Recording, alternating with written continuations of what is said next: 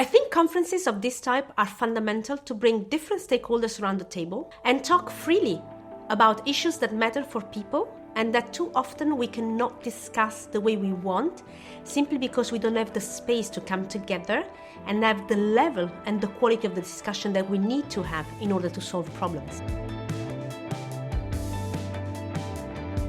My name is Mariagrazia Squicciarini. I'm Chief of the Executive Office of the Social and Human Sciences sector of UNESCO. UNESCO, I know, is typically associated to buildings. I mean, this is to the credit of our colleagues that work on the cultural part of it, and that's actually the C in our name.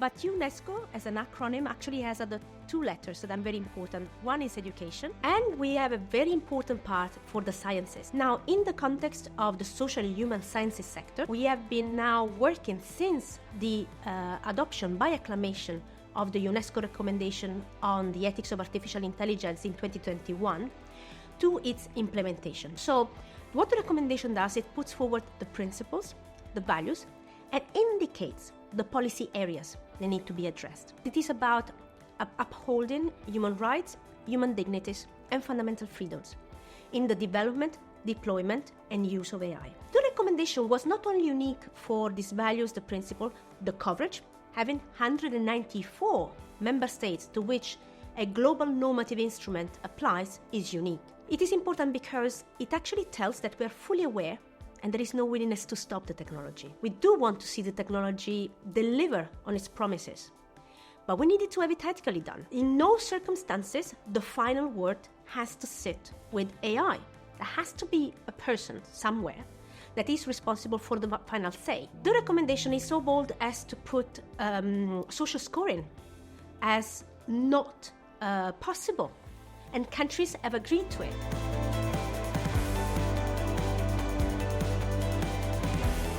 Synthetic content now is becoming very important to be discussed and be appraised about. The synthetic content means any text, video, audio, combinations thereof that is generated through generative AI, including data. Is it good or is it bad? I can have examples in both directions. If you think of bias sample, this is one of the biggest problems we have in AI, because we know that if the data on which an algorithm relies are biased, the prediction will be biased by definition. So, synthetic content in the form of generative AI created data can be very helpful to fix this kind of problem, or at least to mitigate it. Let me put an example that is completely on the other side. Deepfakes.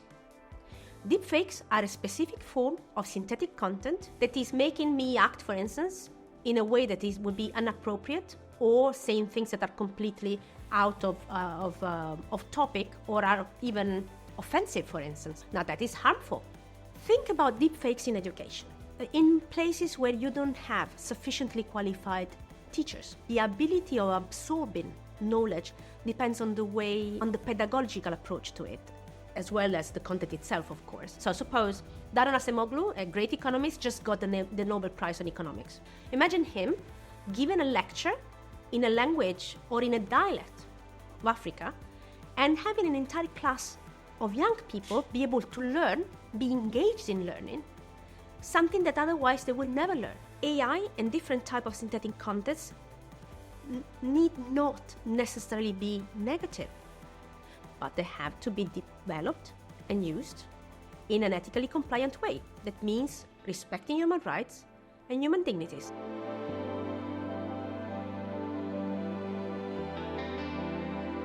Perhaps not, or perhaps not until very recently. From 2023, there has been a very important development of what are called agentic tools. It's generative AI that prompts generative AI to give me the whole answer. So think about small companies, 3-4 people, that can't afford the luxury of having a marketing expert, a financial expert, because paying an extra salary they can't simply afford.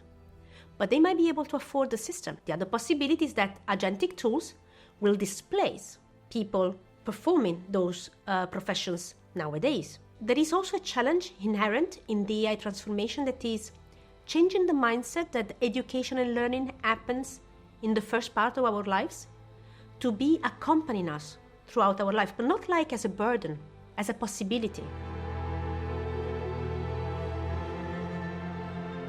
It's going to change the way we work, the tasks that people will need to do in their jobs, what will be required from people to be done.